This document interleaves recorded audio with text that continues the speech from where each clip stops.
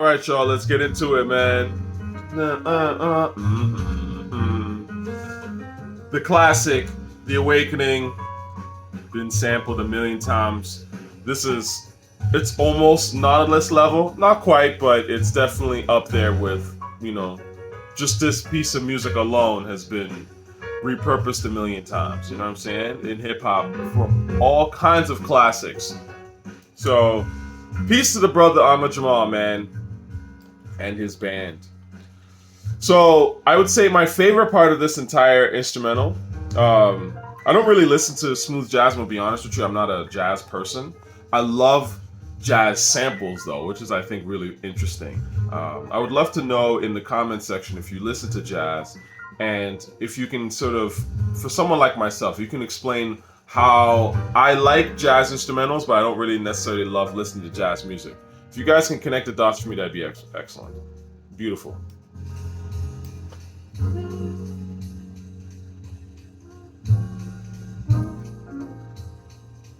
My favorite part, and that gets me into my favorite Nas instrumental ever. Well, not ever, but of the Ahmad Jamal series.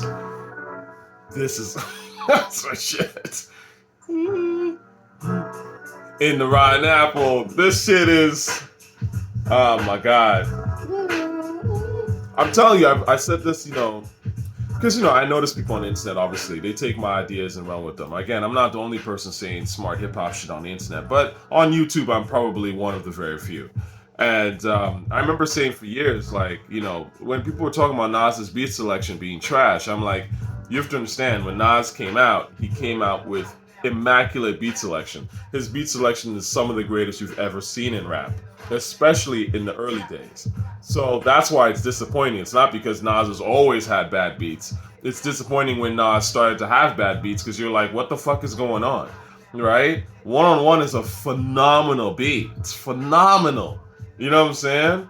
It's simple, hypnotic. It's just classy, just beautiful, right?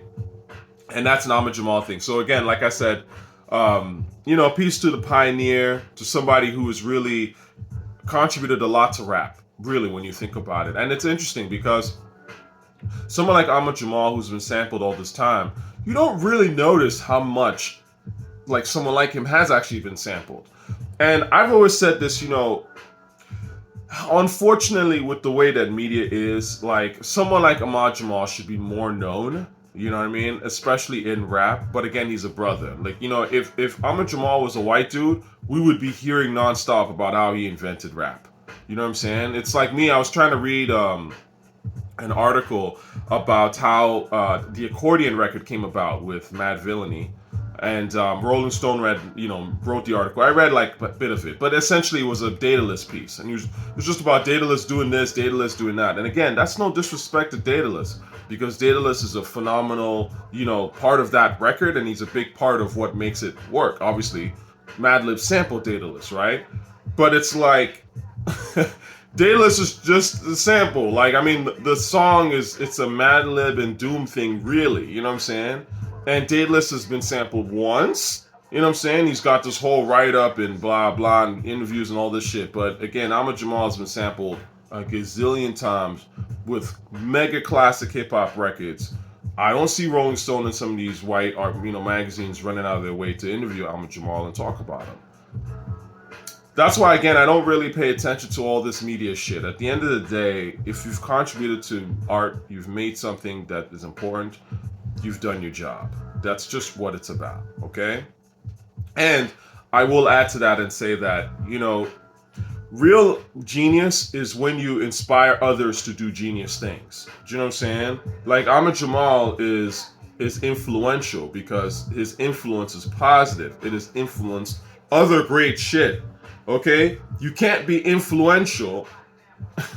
You can't be really influential and influence garbage. That's not how that works. And I know that a lot of, like, the younger generation, in a desperation for clout, look at people who's the most popular and they go, oh, this person's really popular, so they're influential. That's not how that works, okay?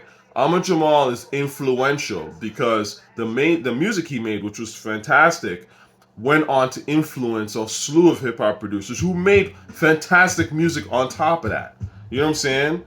That's influence. If your boy Wheezy or Kanye West had basically created something that people directly had taken from and made even more incredible music, that's a different conversation. But what you found is that, in fact, those guys have just lowered the bar. And so the people that have essentially copied them have been whack as hell and have just continued to lower the bar. That's not how that influence shit works. You get what I'm saying?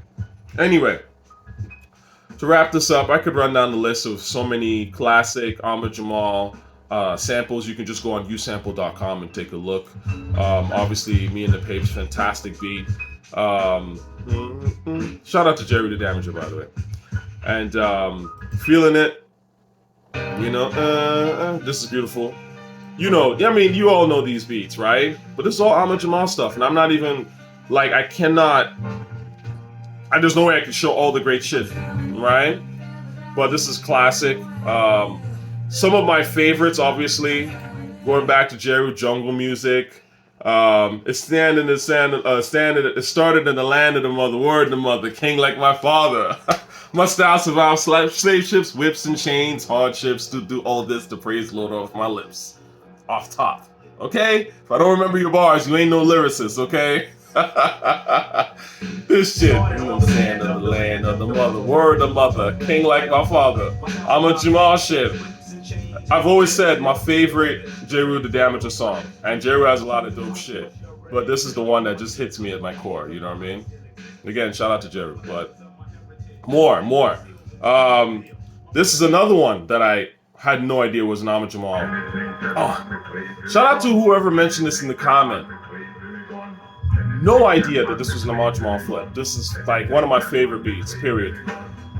Both this one, the Smif and Wessun, Black Smif and Wessun, the MC Solar version. MC Solar had one called Message the Launch or some shit.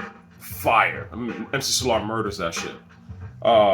So that's again Ahmad Jamal. And then lastly, I would say this is probably my second favorite Ahmad Jamal flip. Coming up, I'm about to play. Third favorite, it's definitely in my top 5, you know what I'm saying? Obviously I didn't talk about The World Is Yours, that's fantastic, Stakes is High. Again, there's so many. But I think this one to me deserves a real special mention.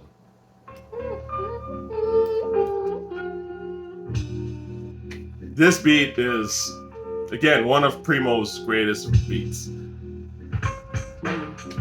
And we'll end on that note. Peace and love, y'all.